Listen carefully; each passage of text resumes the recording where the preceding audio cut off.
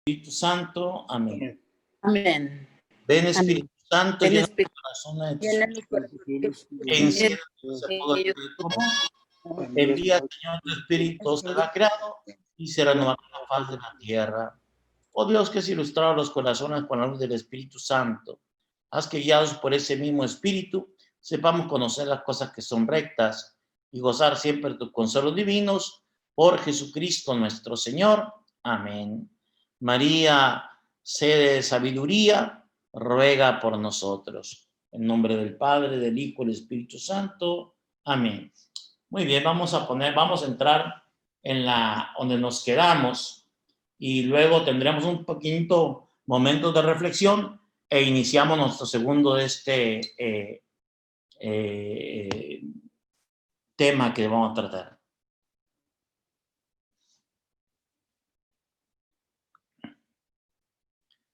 Estaba hablando yo de cómo el concepto de cristología, bueno, el asunto de la cristología tuvo varios cambios, presenté al menos 3.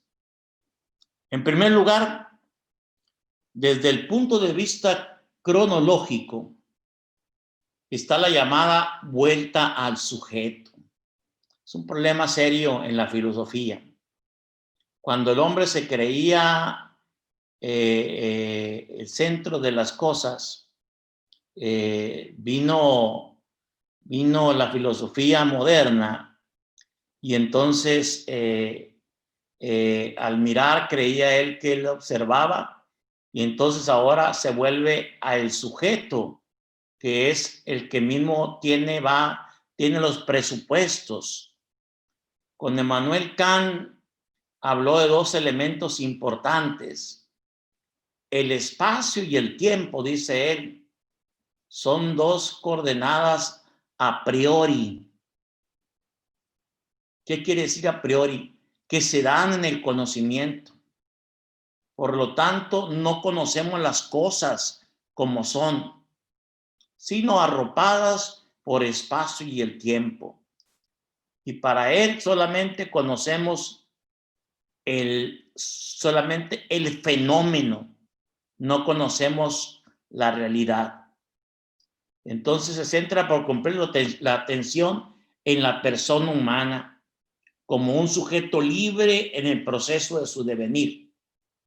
En consecuencia, la experiencia humana se convierte en una importante norma del conocimiento humano, a tal grado que yo tengo un pleito constante cuando alguien me dice, padre, fíjese, yo siento esto y esto y esto y esto. Digo, mira, esa experiencia humana es solamente, no es fuente de conocimiento, ¿sí? Es solamente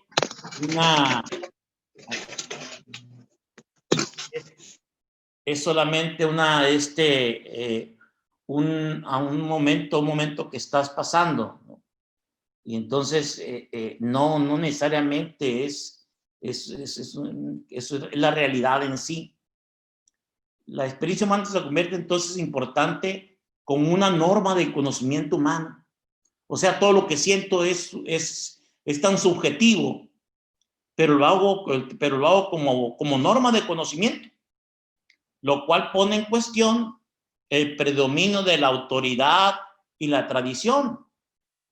Las cosas no las damos por asentadas. No hay nada que tenga de alguna manera la base. A este cambio se suma la fascinación por la historia, los métodos históricos, por el modo en que se han formado las cosas a lo largo del tiempo. Aquí tenemos a Hegel.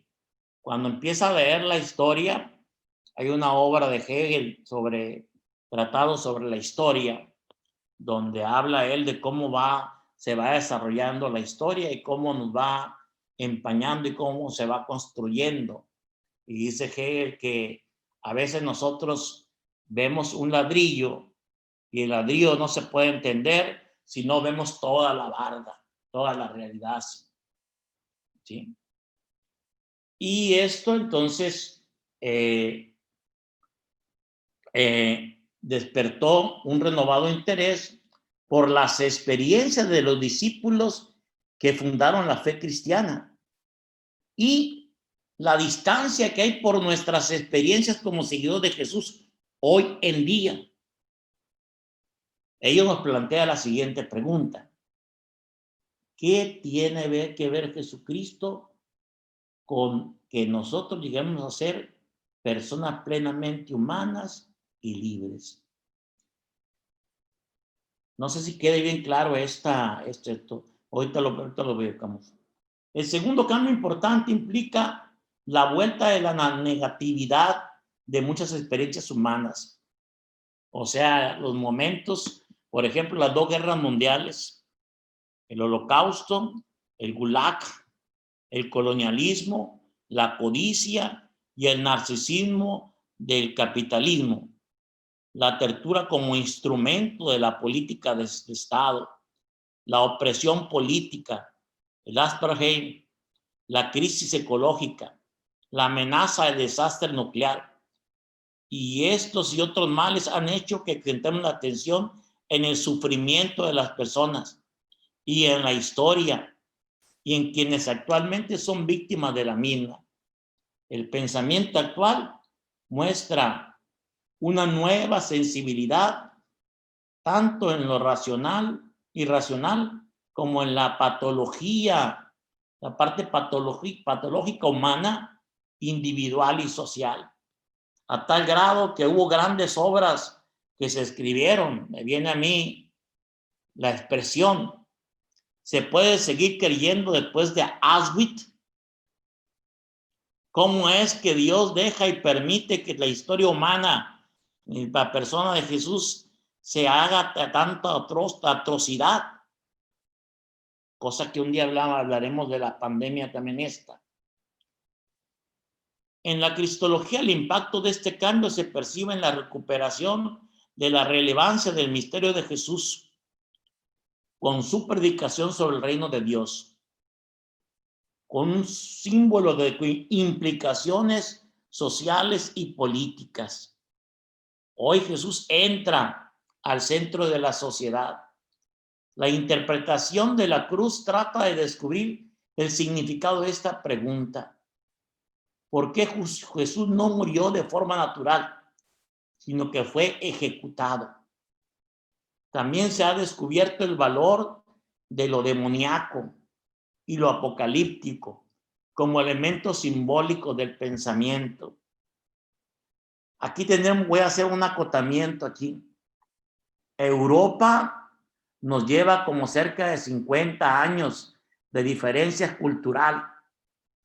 Si quisiéramos estar a la altura de la cultura europea, olvídense. Y menos con esta pandemia y con estos gobiernos que hemos tenido. Somos un atraso cultural. No tenemos la capacidad ni para escribir ni para leer. Y entonces viene este momento que el pensamiento, la buena nueva de que Dios viene a salvarnos, adquiere un nuevo y específico poder. Pero estos elementos demoníacos y lo apocalíptico sigue estando presente. Todos los mendigos días tengo una gente aquí sentada que me dice que entiende la vida, la lee desde el punto de vista de la fe solamente. Nunca lee su responsabilidad. Siempre dice: me va mal porque me hicieron daño, porque estoy endemoniado, porque estoy esto, el otro, porque el Señor no me responde, por qué no me da el trabajo. Quieren ver la revelación y se preguntan: si me encuentro esto, quiere decir que dice Dios que sí. O sea, la razón ha perdido lugar en el pensamiento del ser humano. Y entonces solamente vamos de manera mirando desde esa perspectiva, desde la parte afectiva, emocional, y desde la parte de estas antítesis que nos marcan nuestra cultura. Ahorita está todo lo que da esto. Entonces, eso es un cambio completo y plantea esta pregunta: ¿De qué modo la praxis, o sea, la acción, el hacer la verdad en el amor, o la acción pro de la justicia, se convierte en un camino de conocimiento de Jesucristo?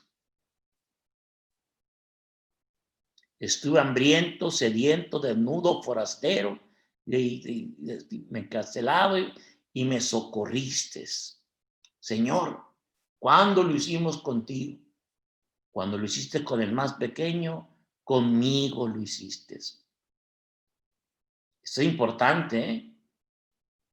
El domingo pasado vimos cómo el Señor nos dijo, ¿no? Quien dice que ama a Dios y no ama a su hermano, pues nomás no.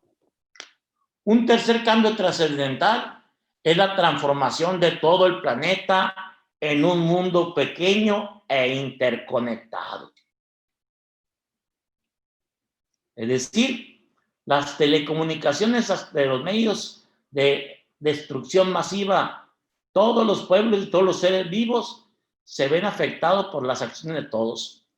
Nos percatamos que cuán interdependientes somos, aun cuando todavía no disponemos de la estructura necesaria para aprovechar y desarrollar esta realidad en dirección positiva, mientras unos tratan de dominar.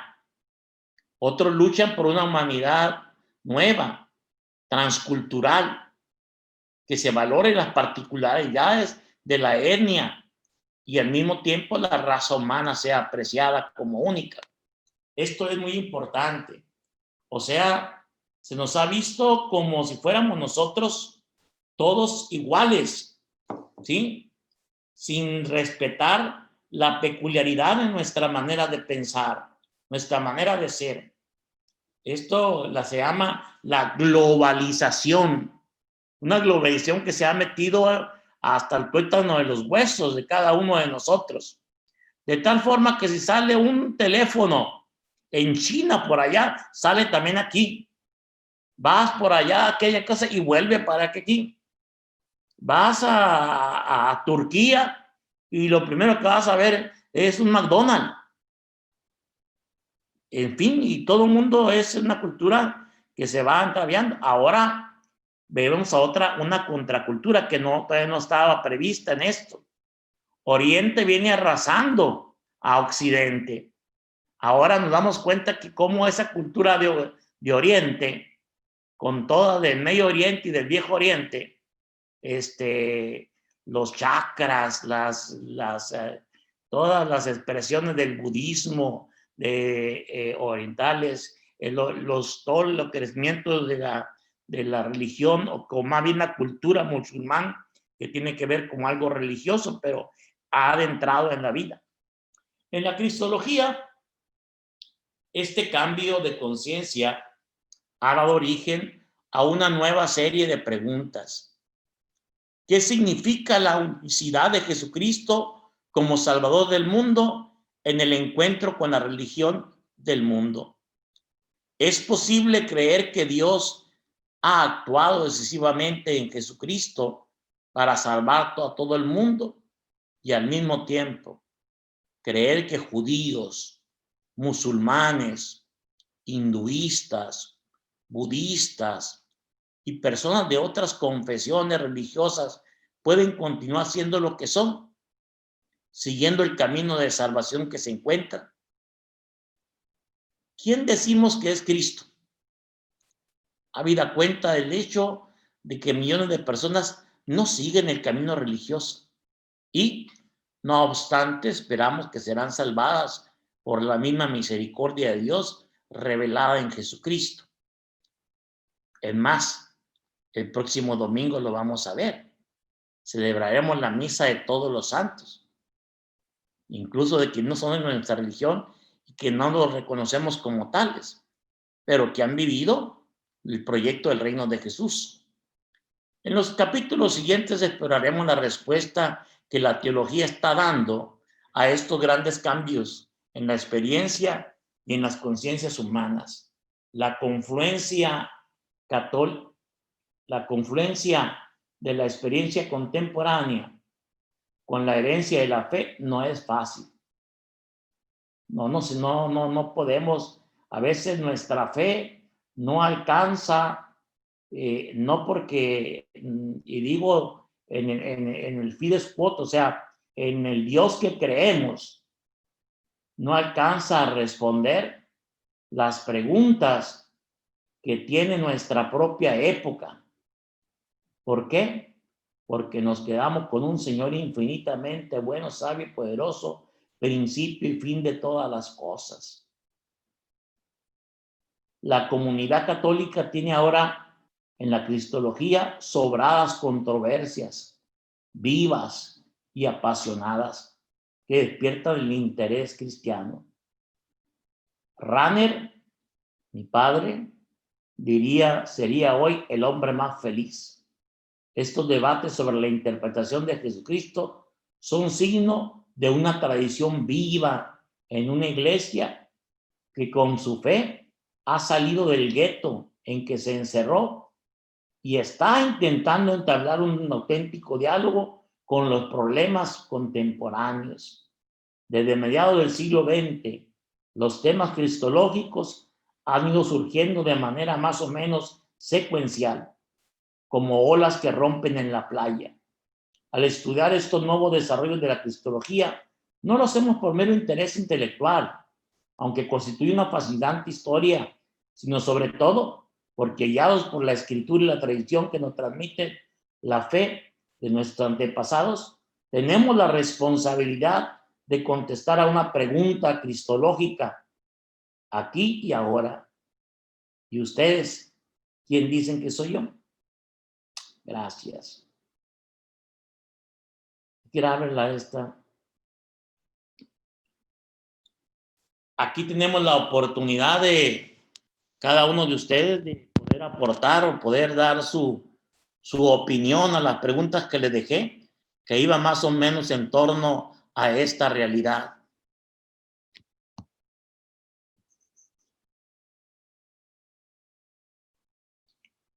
Quien quiera contestar, quiera participar, nomás levante su mano y Marco le da el micrófono.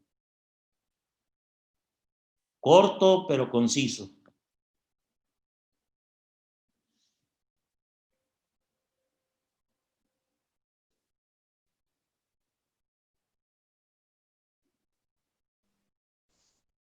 Bueno, padre, pues precisamente de las preguntas pues que nos quedamos con ellas para reflexionar, una de ellas era qué le preguntaríamos hoy a Jesús.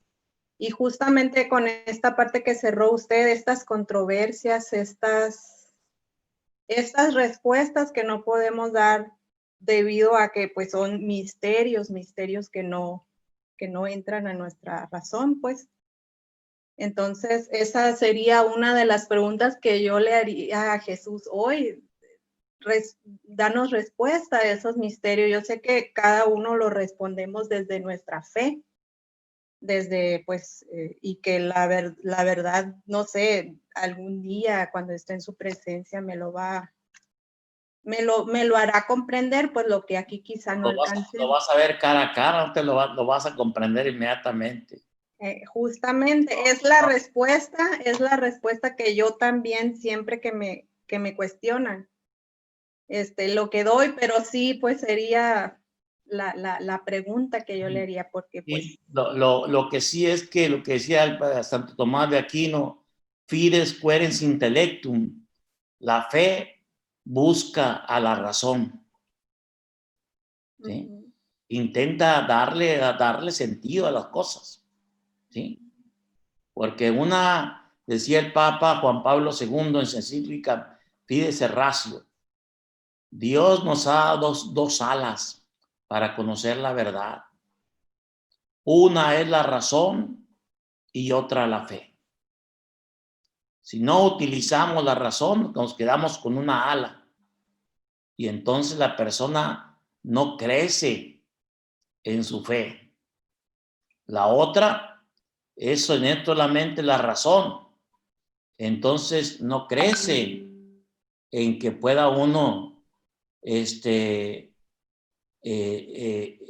poder hacer hacer de este crecer y madurar como hijo de Dios. Sí, y la primera pregunta que era, ay, ¿cómo era la primera pregunta? Pues sí me acuerdo de la respuesta. Yo he reflexionado que pues esa verdad que dice el Evangelio, que dice, entre más te da, más te exige. Y es lo que yo he aprendido. Entre más yo recibo de él, entre más confianza, entre más ponen en mí una tarea, yo me doy cuenta que nos exige, y lo he comprobado, pues, eso. ¿Cómo era la pregunta? Algo así, no, es que no, la pregunta número 1. ¿Tiene para ti Jesús? ¿Qué significado tiene para tu persona? A ver, Marco, que nos diga. ¿Cómo ha sido tu recorrido en la comprensión de la palabra de Jesucristo? Bueno, sí, eso he comprendido, pues el hecho de entre más te conoce, entre más descubro, pues crece esa exigencia de parte de Cristo porque nosotros atendamos, pues. Y luego pregunta que si cómo la mayoría de la gente comprende a la persona de Jesús. Pues como ese Diosito bueno que me cuida, ¿no? Es mi Diosito que me cuida, me bendice. Pero hasta ahí nos falta ese compromiso o ese jalón que pide Dios. Pues, o sea, si yo te estoy diciendo que actúes de una manera, ponte a trabajar, ayuda en la misión. Sí, esa ha sido mi comprensión, pues no nomás quedarme con, ay, es mi Diosito, me cuida grande, maravilloso y me bendice. ¿Sí? Sí, yo creo que San Anselmo tiene la respuesta más clara. Decía él, creo para entender y entiendo para creer. Escríbanla ahí. Creo para entender. Entiendo para creer.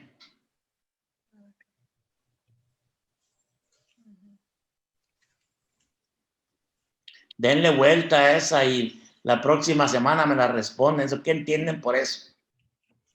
Bueno, vamos a seguir con el segundo tema, pues.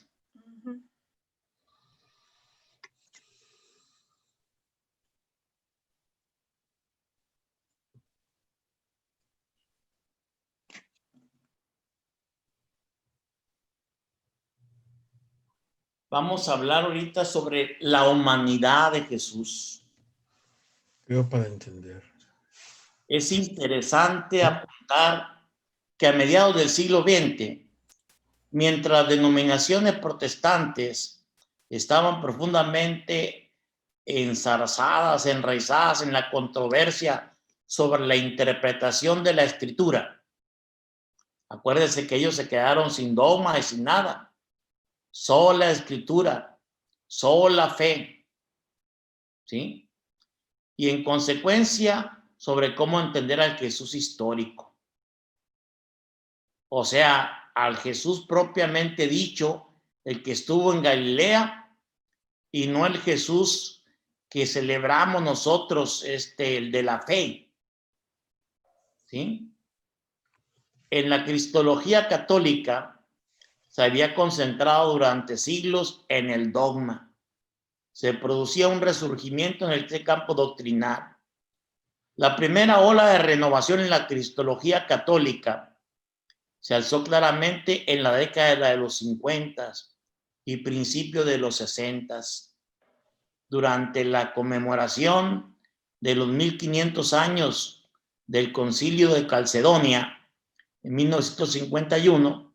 Los teólogos contribuyeron con la mejor aportación que podían hacer, a saber, escribiendo ensayos. Su profundo estudio de la doctrina de Calcedonia sobre Cristo llevó a una nueva apreciación de lo que ahí se afirmaba y un análisis de las diferencias en la comprensión de la doctrina conciliar.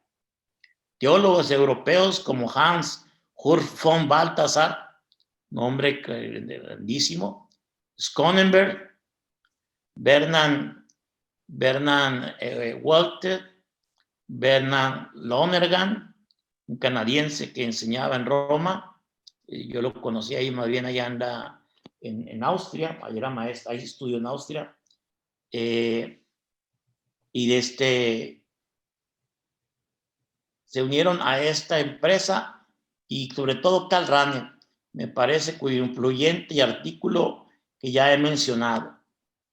Calcedonia, acuérdense del concilio de Calcedonia, había definido que era preciso compensar que la identidad de Jesucristo comprendía dos naturalezas, humana y divina, que confluyen en la unidad de una sola persona. El problema, según estos teólogos, no radicaba en dicha confesión como tal. El problema estaba en manera en la que se había enseñado y entendido este dogma, pues la teología había olvidado el misterio de salvación que estaba salvaguardando con el lenguaje de esta doctrina, y había simplificado en efecto sus conceptos y distinguido demasiados sus ideas. Por un lado, estaba el tema de las dos naturalezas de Jesucristo. No se tuvo en cuenta, especialmente en los manuales, el hecho de que estas categorías apuntaban a una realidad misteriosa. Más bien, las dos naturalezas se entendían como dos variedades de una misma entidad básica, dos especies de un mismo género. Del mismo modo que manzana y naranja son dentro dos tipos de categorías de la fruta. ¿Sí me entienden? Sencillamente se había pasado por alto que la naturaleza divina es un misterio sagrado que constituye una clase aparte y y que no es en modo alguno comparable con la naturaleza humana, ni una con otra. En consecuencia, cuando la gente, incluidos los teólogos, decían que Jesús tenía dos naturalezas, implícitamente estaban pensando que cada una de ellas constituía la mitad de la imagen total de Jesús. Jesús se había hecho, por decirlo, mitad divino, mitad humano, 50 y 50. De ahí que yo escucho todavía, bueno, es que Jesús como hombre lloró, que sabe qué. No, como hombre. No, la naturaleza divina y la naturaleza humana está íntimamente unida, pero 100%, como bien definió Calcedonia. Por otra parte, está el problema de comprender el término persona. ¿Qué es una persona? El significado actual de la palabra en la era postfreudiana es muy diferente del que tenía en el pensamiento del siglo V. Hoy la palabra suele connotar una entidad psicológica, un centro individual de conciencia y libertad que constituye una relación con otras personas en una comunidad. Sin embargo, la palabra griega para decir persona es hipóstasis, usada originariamente en la definición doctrinal. No es un término psicológico, sino filosófico, que connotaba algo ontológico, es decir, en el orden del ser. Significaba subsistencia, la raíz metafísica, ontológica de algo, lo que sustenta, el fundamento firme en el que se asienta y existe un individuo. En nuestro idioma no hay una palabra que pueda traducir exactamente su significado, de manera que ha habido una indefinición semántica. Entiéndase por semántica de la palabra, como la palabra, el sentido, el significado de la palabra, por lo que respecta al significado de la palabra persona, que se ha perdido bajo el sentido del dogma existencial. La mentalidad moderna ha dado paso a una perspectiva psicológica, a la confesión según la cual Jesús es la segunda persona de la Santísima Trinidad, dejando así poco o ningún espacio para la actividad de su verdadera psicología humana. La primera ola de renovación cristiana tuvo como objetivo descubrir de nuevo las afirmaciones de la fe originales del antiguo dogma, a saber, al tratar de Jesús, tratamos del único Dios verdadero, que es uno de nosotros y que es Dios y hombre, en una unidad inquebrantable, y todo ello por nuestra salvación. O dada la tendencia básica en la reflexión católica, entonces, a pesar de que Jesús, más como divino que como humano, este esfuerzo tuvo como resultado la recuperación de la auténtica humanidad de Jesús, tal como se había definido dogmáticamente. Vamos a estudiar cada uno de los términos doctrinales: naturaleza humana, naturaleza divina, una persona. Presentaremos el modelo del pensamiento sobre el significado del término que los teólogos católicos desarrollaron durante la década de los 50. En lugar de utilizar la filosofía escolástica clásica que definía a la persona como substancia individual de naturaleza racional, así se decía, substancia individual de naturaleza racional, estos teólogos le aplicaron la filosofía existencial, que se desarrolla desde aquel entonces en Europa. Su enfoque es aún marcadamente filosófico, pero de una manera novedosa. Se puede llamar teología trascendental. Y aquí estoy con Karl Rahner, hablando de la idea de cómo el ser humano no está hecho, nos vamos haciendo. De tal manera que la relación también del Señor Jesús se va construyendo y realizando su psicología, su vida, como todo ser humano, porque trata de dar significado al dogma uniéndolo con la antropología y con la existencia humana, analizándola mediante métodos trascendentales. Ahorita me voy a explicar qué es trascendental, eso la otra semana. ¿Qué es naturaleza humana? Tratemos de pensar a esta cuestión por medio de algunas experiencias sencillas. Una persona plantea una pregunta, algo que hacemos todos los humanos sin excepción, niños, ancianos, personas de todas razas, lenguas. Preguntar es característico de los seres humanos. Desde niño, ¿qué es eso, pa? ¿Y por qué es tan exclusiva de nuestra especie que lo es el hecho de reír? ¿Qué revela de nosotros mismos el hecho de preguntar? Ante todo, muestra que no sabemos alguna cosa, pero queremos saberla. Tenemos el deseo de verdad, sea cual sea la respuesta, pero sobre todo quiere decir que intuimos que hay algo que debemos conocer. De lo contrario, ni siquiera podríamos formular la pregunta inicial. Hacer una pregunta revela que somos conscientes de que no lo sabemos. Cuando recibimos una respuesta a nuestra pregunta, ¿acaso dejamos de preguntar? No. La curiosidad nos lleva a preguntar de nuevo. Y cada respuesta puede servir de fundamento para la siguiente. No preguntamos solamente sobre asuntos prácticos como el funcionamiento de las cosas o por qué el cielo es azul, sino también sobre temas profundos como el significado de nuestra vida o por qué tanto sufrimiento en el mundo. ¿Cuántas preguntas podremos nosotros llegar a formular a lo largo de nuestra vida? No hay límite.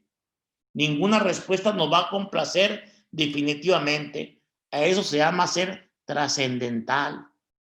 Siempre estamos llamados al infinito, siempre buscando respuestas a lo más incómodo, inaccesible de nuestra fe. Este análisis revela, bájale un poquito, que el espíritu humano tiene sed insaciable de verdad.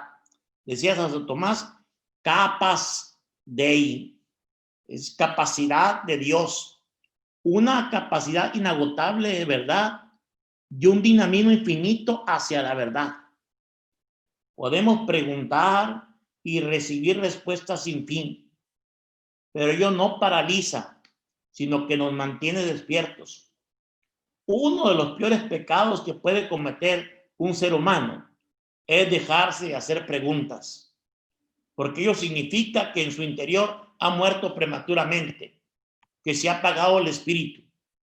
Este cuestionamiento de nuestro espíritu dinámico revela que estamos sedientos de la verdad y que tenemos la capacidad para ella, que nunca llegaremos a colmar. Llegados a este punto, proponemos la siguiente pregunta: ¿ha alcanzado alguna vez los seres humanos su plena realización? No. ¿Ha llegado alguna vez a la meta nuestra búsqueda de la verdad? No. No en este mundo, como es evidente. La única realidad que dará la respuesta definitiva en la búsqueda es el ser de Dios. Es la verdad infinita, la misma verdad. Lo que le decía ahorita Cristina, allá cuando encontremos al Señor, vamos a verlo cara a cara, tal cual es. Pero eso no nos impide que vayamos buscando respuestas. Los filósofos existencialistas estarían de acuerdo con los teólogos católicos que los seres humanos estamos abiertos al infinito y que buscan con afán lo infinito, que discreparían a los propósitos de si es posible alcanzar la plena realización. Por ejemplo, Jean-Paul Sartre, en su obra El ser y la nada, el filósofo ateo, arguía que tal realización ni siquiera existe. La vida es un absurdo, decía él. Mientras estemos estructurados hacia el infinito, estaríamos condenados a la frustración eterna. Sin embargo, desde la fe la respuesta es no. Tenemos una fe infinita de verdad y solo vamos a quedar saciados por la verdad infinita. Ciertamente hay una verdad infinita que nosotros llamamos Dios. El tipo de análisis revela que los seres humanos se mueven de forma permanente hacia lo infinito. Solo quedará satisfecho por lo infinito. Al mismo tipo de análisis se puede aplicar la experiencia del amor. La experiencia de amar y de ser amado revela un dinamismo que nuestro espíritu no tiene límites. El amor interpersonal no bloquea nuestra capacidad de amar, sino que desarrolla todavía más. El ejemplo clásico es el de un hombre y una mujer que se aman. De este amor nace un nuevo ser, el Hijo, a quien también aman. El círculo de amor sigue ampliándose. Una vez más, la búsqueda del amor por parte del espíritu humano y la capacidad para el amor aparecen infinitas. Y surge de nuevo la pregunta: ¿queda alguna vez plenamente saciada en esta vida la sed humana de amor? No. Solo el amor infinito puede saciar esta sed. Llamamos amor infinito a Dios. Así, una vez más, al pensar en las experiencias de amor de las personas, llegamos a la misma conclusión. Los seres humanos están estructurados dinámicamente hacia lo infinito. Eso es lo trascendental. La tercera experiencia es de la esperar contra toda esperanza. En situaciones extremas, los seres humanos no se desesperan necesariamente. A pesar de la situación presente, siempre podemos esperar un futuro mejor. Somos capaces de imaginar un mañana mejor y esperarlo contra viento y marea. Son muchas las obras escritas por personas encarceladas que ponen de manifiesto su capacidad del espíritu humano. Los supervivientes de los campos de exterminio nazi, los que pasaron por las celdas sudafricanas, los prisioneros políticos de América Latina, dan testimonio de que incluso las personas se encuentran totalmente encadenadas, privadas de lo más elemental y tratadas de forma violenta y degradante. El espíritu humano aún puede aspirar, ansiar a una vida más allá del momento que presente. Esto te muestra la capacidad humana de imaginar una situación diferente y esperar contra toda esperanza que se haga realidad. Esta facultad de imaginación, de esperar contra toda esperanza, revela que tenemos una infinita capacidad para la vida, que solamente puede ser colmada y definitivamente por la fuente de la vida, Dios, que es la vida misma. Este análisis de la naturaleza humana concluye para mí con la idea de que nosotros mismos, que difiere bastante de la definición escolástica de los del siglo XII-XIII, según el cual los seres humanos somos animales racionales. Es cierto que lo somos, pero además hemos sido hechos de tal manera que estamos dinámicamente estructurados hacia lo infinito y solo quedaremos satisfechos por el Dios infinito. No somos una realidad cerrada. Por eso me molesta a mí cuando dice, oye, ¿cómo estás? Estoy, que ya es ganancia. No, hombre, por el amor de Dios. Estamos abiertos a lo profundo, a lo hondo del infinito. Hay una imagen arquitectónica que lo simboliza muy bien. En el Panteón de Roma, ahí en el Campo de Fiori, hay un templo pagano que fue transformado en iglesia cristiana. Es circular y el techo es una gran cúpula cuya parte superior está abierta en forma de un círculo a varios metros de diámetro por donde entra el sol y también la lluvia. La iglesia está siempre bastante oscura, de manera que al cruzar la puerta uno siente un lúgubre recinto donde, no obstante, entre raudales una luz brillante, ahí todo el espíritu busca la luz y mira al cielo. En la construcción es una imagen de la naturaleza humana entendida mediante el análisis trascendental. No estamos tapados. Podríamos decir que el techo de nuestra persona está abierto y que podemos dirigirnos hacia lo infinito, porque así está hecha nuestra naturaleza. Agustín lo sabía y lo expresó acertadamente en su famosa frase: nos hiciste, oh Dios, para ti, y nuestro corazón está inquieto hasta que descanse en ti. Nuestro inquieto corazón solo descansará en Dios. El análisis existencialista nos muestra que si partimos de actividades muy humanas, como hacer preguntas, amar a alguien o esperar contra toda esperanza, resulta claro que hemos sido hechos para Dios. Los cristianos decimos que hemos sido creados, que no hemos sido creados por casualidad. Dios, en su gracia, nos hizo de esta manera precisamente con el fin de poder ser nuestra plenitud.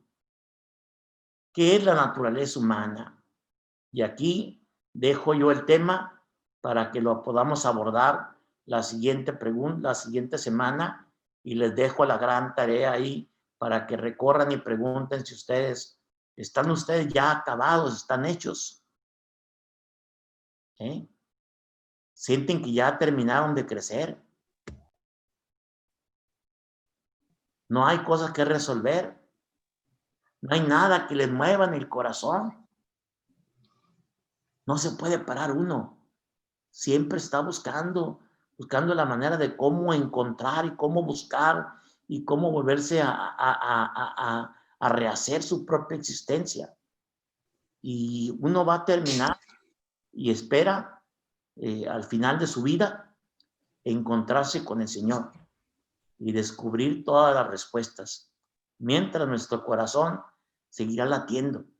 Y es una hermosa aventura recorrer y darle a la inteligencia luces para comprendernos, para comprender la vida y acercarnos al Señor, porque es la verdad plena que nos llama a cada uno de nosotros a participar constantemente de dar razón de nuestra esperanza.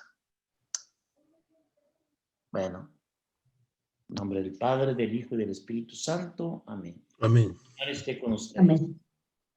La bendición de Dios Todopoderoso, Padre, Hijo y Espíritu Santo, descienda sobre usted.